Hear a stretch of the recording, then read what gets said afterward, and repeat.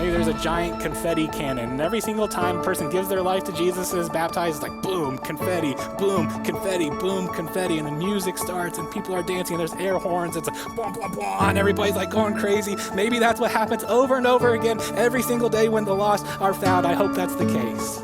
Jesus tells two parables here. The first one about a shepherd who goes searching for a lost sheep and then celebrates when he finds it. The second parable is about a woman who loses a coin and goes searching and then celebrates when she finds it. There's a lot of similarities here. There's a lot of overlap between these two parables, but they also have some different points of emphasis.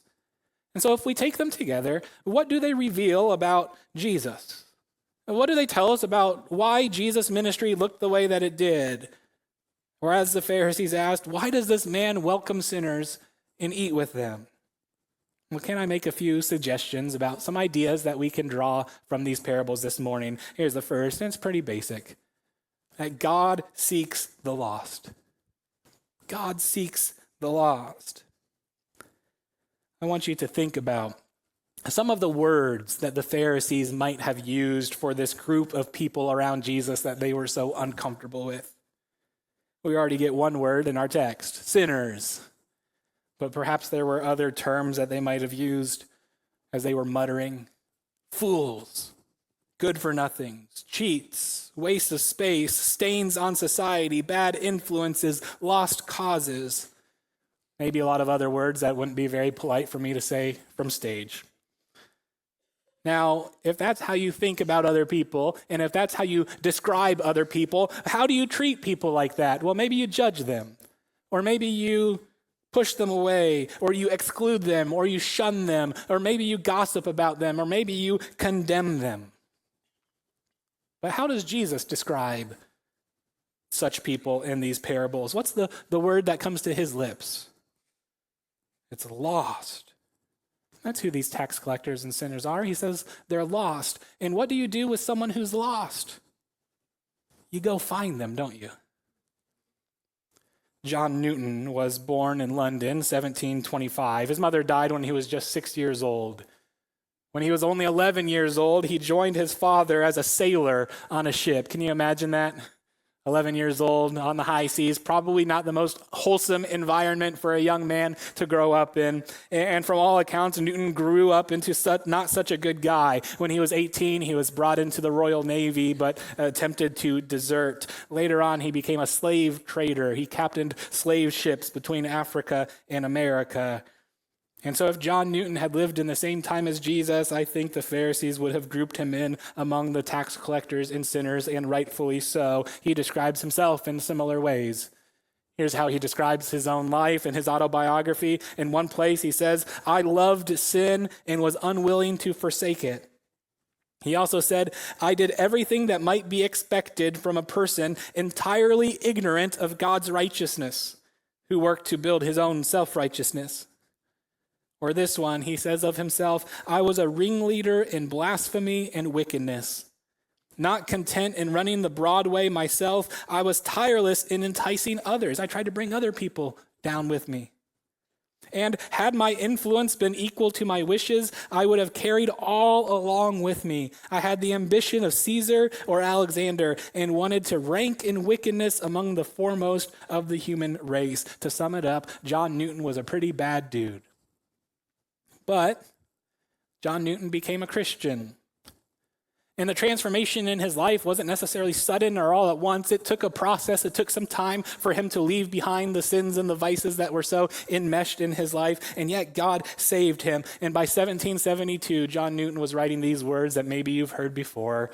"Amazing grace, how sweet the sound that saved a wretch like me.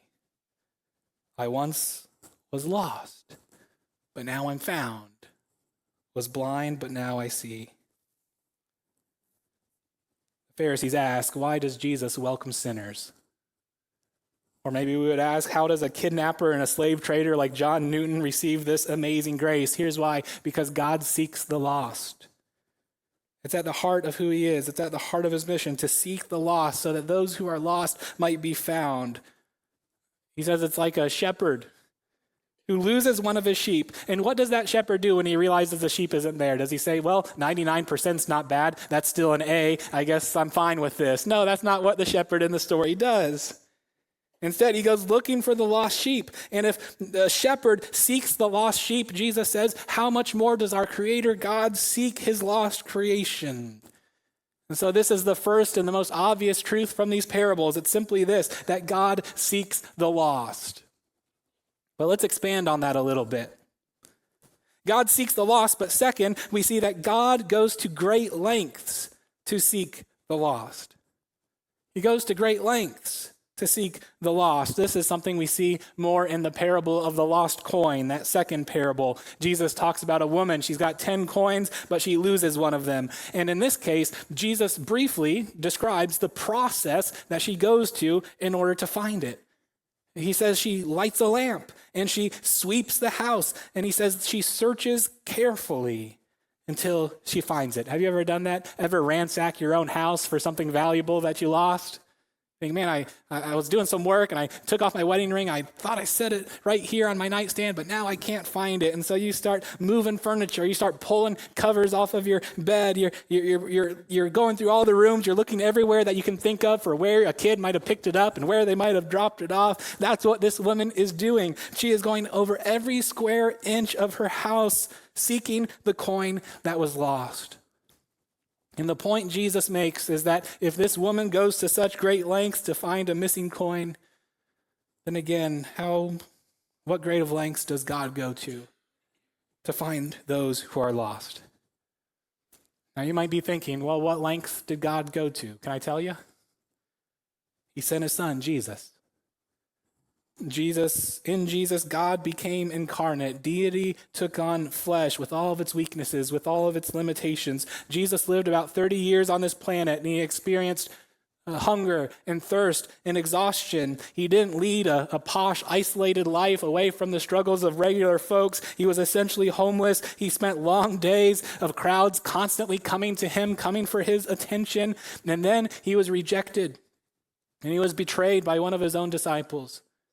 He was arrested and put on trial by the religious establishment. He was condemned by the Roman governor. He was ruthlessly flogged. He was mocked, insulted, and beaten. He was taken outside the city of Jerusalem and had nails driven through his hands and his feet.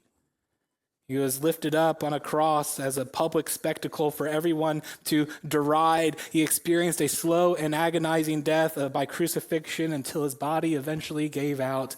And most importantly of all, in his death, Jesus received God's wrath against sin. The weight of human sinfulness was placed on him, and the holy and the pure Son of God became our sacrifice. Those are the lengths that he went through. Or as the Apostle Paul says it more beautifully and more succinctly in Philippians chapter 2, Jesus Christ, who, being in very nature God, did not consider equality with God something to be used to his own advantage. Rather, he made himself nothing by taking the very nature of a servant, being made in human likeness, and being found in appearance as a man, he humbled himself by becoming obedient to death, even death on a cross. These are the lengths that God in Christ went to find the lost. He gave everything. He held nothing back. Or if I can quote another hymn, Jesus paid it all, didn't he? And you know, the harder you work on finding something, the greater the lengths you go to find what's lost, the more joy you experience when it's found. Isn't that right? And that's the next thing we see in these parables. It's that heaven celebrates when the lost are found. If God is a God who seeks the lost, if his heart is one that is constantly going out to the lost all of the time, then when the lost are found, it is a cause for celebration. This is one of the major themes we see in both of these parables. It's the joy of finding. And so it says the shepherd, he realizes that one of his sheep is missing. He leaves the 99, he goes out looking for the one, and when he finds that lost sheep, what does he do? Does he just quietly lead it back to the rest of the flock, put it in the pen with the others, go to bed as if nothing had happened? No. It says he throws a party.